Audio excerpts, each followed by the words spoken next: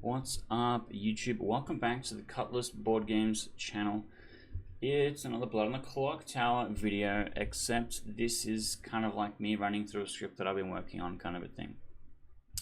This time, I'm actually kind of really excited about this one, because normally when I do a video like this, what I do is I'm working on all new characters, I'm bringing out all new concepts, and I'm trying to balance the script with some existing characters to a specific power level, I guess, complexity level is more accurate, so that I can showcase some new ideas and show off some stuff. This time I posted in the group chat with the regular people that I play with, and I'm like, what's up?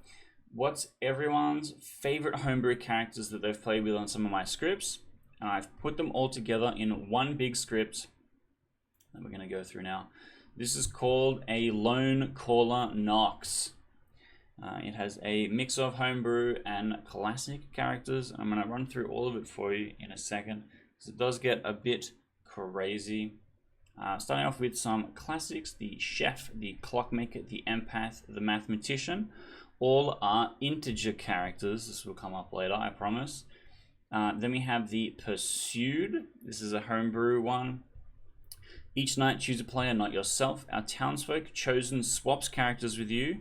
An evil player, if chosen, learns how many steps away you are. So the second part's not going to make sense until later. But for the first part, when you select the townsfolk, you will swap with them, and then you will gain whatever their ability is. They will become the pursued. Depending on what ability you gain, you will be able to use that thing again. So for example, if I swap with a psionic, on the next night, I will be able to use the psionic ability for the first time, which is really powerful, and it builds a lot of trust with the town, because you're like, well, you were the pursued a minute ago, I trust you, you now have my character, and so you can imagine there's an evil character that's equally powerful. I like the pursued a lot. It's really goofy, it moves around a lot, but the thing to know is it's the very last thing on the night order. So much so that apparently there's no space between mathematician and dawn. So to make something last, I have to put it after dawn. But it is the very last thing on the night sheet. So the pursued will swap, and then the next night, any new abilities or whatever will be active. But it means that the relentless guesses before the pursued moves. So if something happens during the day that gives away the pursued's position, the relentless will be able to guess them. Which is kind of cool, but we'll explain how the relentlessness stuff works later. Back to some more classic characters: the Undertaker, the Gambler, and then we have the Stargazer. Each night, asterisk, choose 3 players, not yourself, and learn how many of them are evil. This is another integer character. It's just kind of like a wider net empath, and you can kind of check different patterns and places and stuff like that. I like it as a less powerful fortune teller, because you can hit a bunch of stuff like misregisters, like a recluse or whatever, but you can also hit evil players, you can also hit minions and stuff like that. So I do kind of like the Stargazer. I think it's interesting to play because you're like, I hit a 0 and I know all these 3 people are good, so I'm going to pick one of them that I trust and then check them against other people, or whatever. Pick 2 of them I trust and check them against other people, or whatever. I think the maths of how it works is really interesting. Next is the Gossip, another classic. Then we have the Night Watchman, one of our group's favorite characters. The Juggler. And then the Psionic. On your first night, guess a player for each of the character types, then learn how many you got correct. So it'll basically be like, okay, guess one person is a townsfolk, guess one person is an outsider, guess one person is a minion, guess one person is a demon. You obviously are not going to be guessing for a traveler because you can't get it wrong. And then you'll learn how many you got it right. So if you get a 1, that means that all of those people are a townsfolk, or your information is incorrect. But yeah, if you get a 1, it means there's no outsider, there's no minion, there's no demon, right? Which is pretty good. So I think that's a really interesting character, and then getting a higher number or something like that is interesting.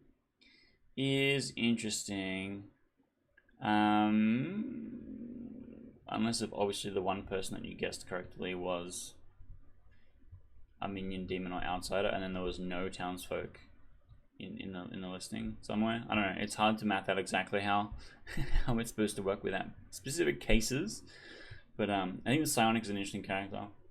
It's like a front-loaded balloonist. We get a lot of information up front, and then you try and match it against stuff that's going on. And instead of the balloonist, it's just kind of like, yeah, this person's claimed 10 character types to me, which is a bit hard. Then next we have the Raven Keeper. I really like our townsfolk contingent because of the way that they are going to work with our other characters, and I'll go through some synergies and stuff, but I have tried to pick them all to work with the different stuff that I have on the script. So about our outsiders, we have the Lunatic and we have the Drunk. This is for a specific reason other than the fact that I wanted them on the script. It's for the Pit Crone. We'll get to that in a second. Then we have the Informant. The Informant has changed since I've last had it on a script, specifically for this script. The Informant originally was a butler fix, where if the Informant votes differently from its master, then the demon learns the master's character, which I think is a fine fix for the butler.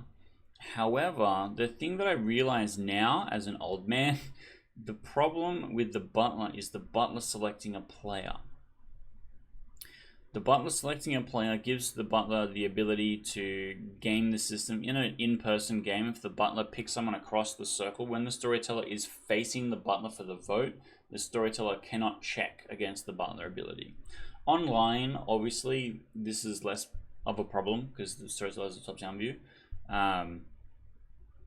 But being able to choose, and like the master chosen can sometimes be a dead person if that's the person that died that night, and a whole bunch of stuff like that. So it should be, let me make a note, it should specify alive.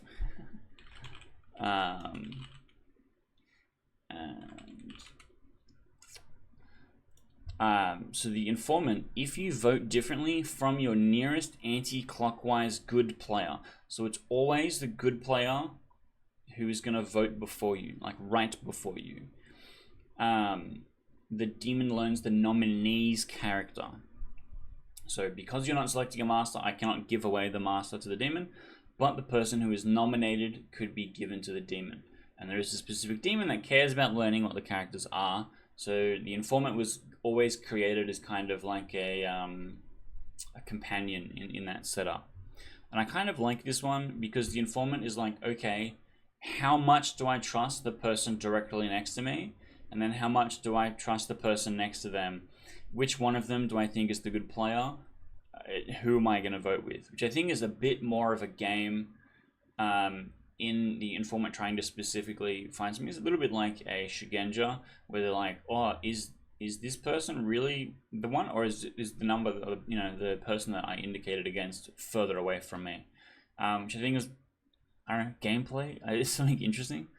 And then the Imitator is a pixie mod, basically.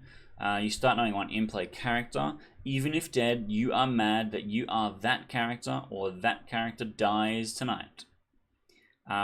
Which I quite like.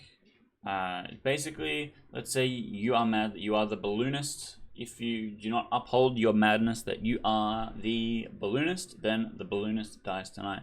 You do not know who this person is, you only know about the character.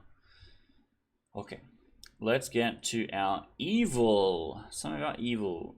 So these are all customs with the exception of the marionette, where the marionette is exactly the same, but shows up later. So first is the Pit Crone.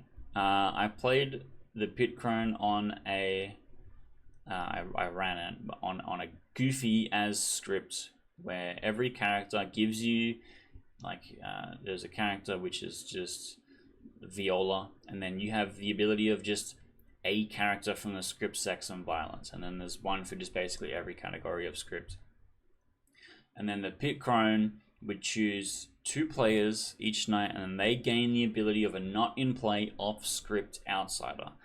And specifically why the lunatic and the drunk is on the script is so that the pit crone cannot make somebody a drunk or a lunatic. Players do not need to worry about the pit crone making them a drunk or a lunatic. They just might be already, which I appreciate.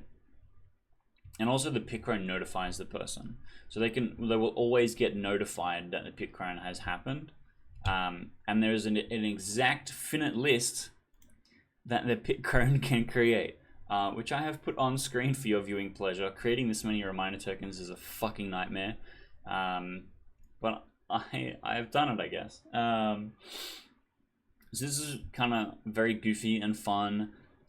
In the game that we played, we had the person who is the starting ogre gain the Hatter ability, and then we had a snake charmer gain the barber ability, and all this kind of nonsense, which I think is really fun. I think it's just like a goofy chaos fun minion, and the abilities stack, so you can pick the same people multiple times and they can start accruing a whole bunch of outsider abilities, which I think is really funny. But they don't specifically register as an outsider, they don't specifically register as that character, they just additionally have that ability, kind of like how the philosopher works. And so you're just like, oh crap, this is another hoop that I have to worry about. Oh no, I'm also the saint now. Oh no, I'm also this thing now. It gives the evil team some crazy bluffs, because if the evil team comes out and says, I've been pit-croned into the heretic, or I've been pit-croned into the puzzle master, someone's info is drunk now, or I've been pit-croned into the saint, says the demon. You guys just can't execute me anymore. I've been pit-croned into the saint. Makes for some really interesting, cool play, and some kind of crazy stuff. The other one is the damsel is a bit cooked.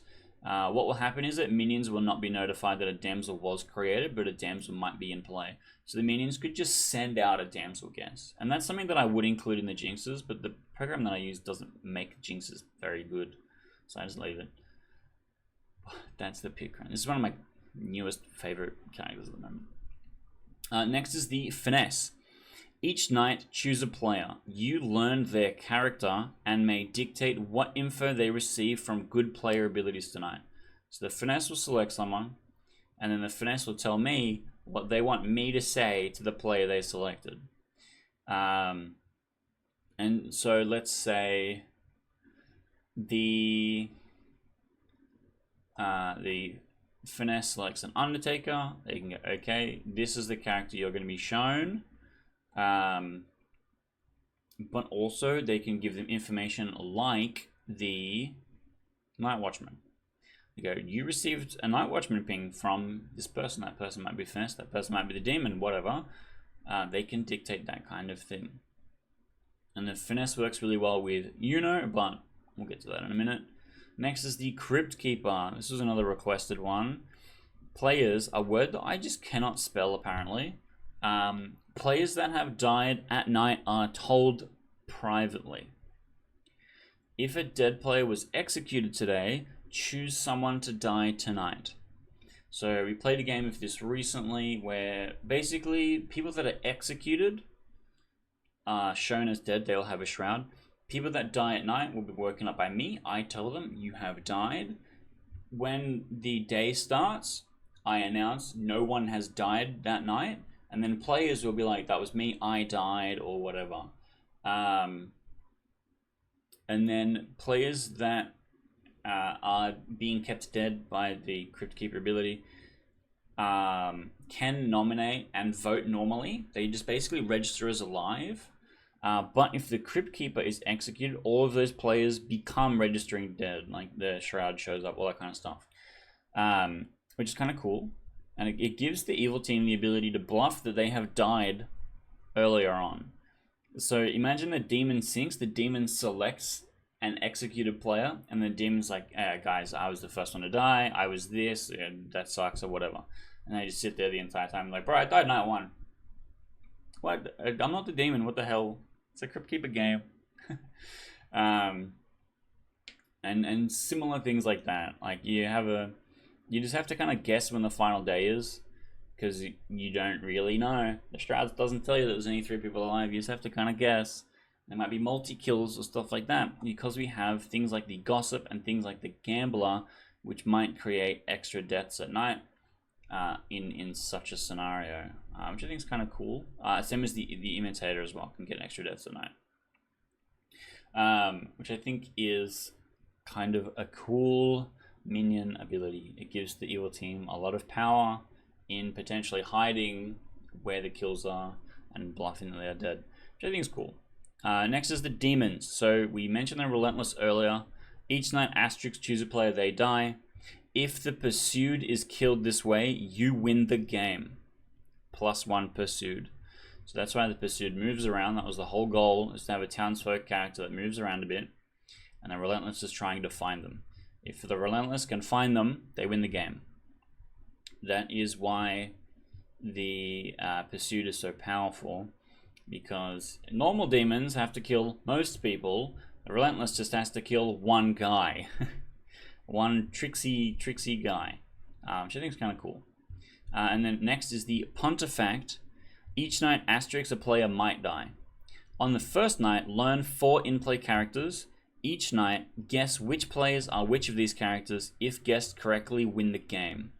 So Pontifact is really interesting because it means that players just really don't want to be publicly claiming. They want to be really cagey about privately claiming too, because the Pontifact is looking for 4 specific people, and if they find them, they win the game. And then we have a couple of guessing your characters that work really well, like the Juggler, like the Night Watchman, you know,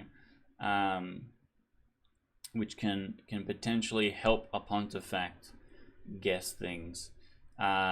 Also, Pontifact plus Finesse. The Finesse just learns players' characters slowly one by one, and then can report back to the Pontifact if they have in fact found the people the Pontifact is looking for. Same with the Relentless. So Finesse can help them find the person they're looking for, which I think is kind of interesting and kind of cool. Then we have the Maestro. Each night, asterisks, choose a player, they die, and then square brackets, +0 to +1 outsiders, additional square brackets, all minions and outsiders are marionettes. So in a 9-player game, the Maestro can have somewhere between 3 and 4 marionettes. Probably 3 in that scenario. I think the +1 outsiders is only in setups where there is no outsiders.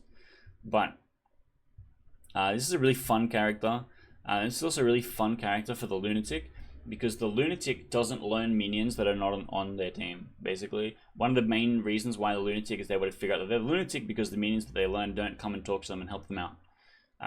So if you tell the Lunatic that they only have marionettes, then they go, excellent, I'm the king of this castle, I'm never going to disbelieve that I'm the Lunatic, which I think is kind of cool. But the Lunatic works just fine with most of these characters. It's not a big deal.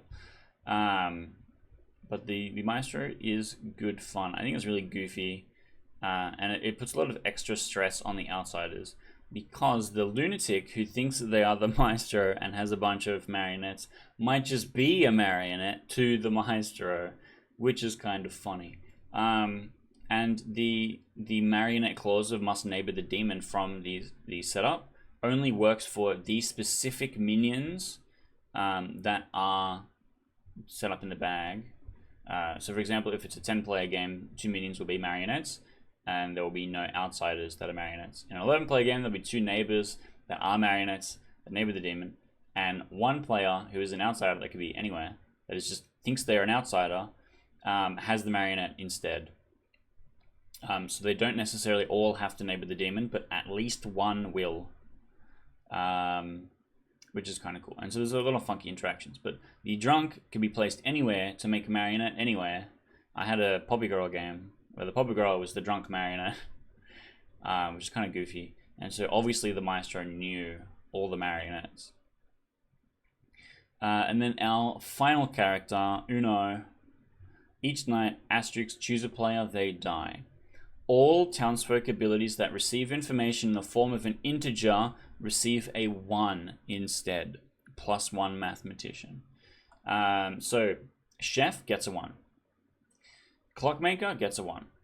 Clockmaker likely to get a 1 because there's really a lot of marionette setups, but Clockmaker gets a 1. Empath gets a 1. They might have 2 evil neighbors, or 0 gets a 1. Mathematician gets a 1. Stargazer gets a 1. Picks any combination of 3 players, gets a 1 person as evil. Juggler guesses 5 people correctly, gets a 1. Psionic picks 4 people, gets a 1. So Uno is really frightening. However, the Finesse can supersede the Uno's ability because the Finesse dictates anything they receive. They can just and get anything. You wake them up and tell them to get fucked. The Finesse can dictate to me whatever they want me to say. And how well they hide that or not is interesting, but the Finesse can supersede the Uno's ability by giving a number that is not a 1 to a player, which can help hide the Uno. When we ran Uno previously, you had the choice. You could choose to activate making people get a 1, and a lot of people would say no, because they want to hide the Uno instead of just using its ability.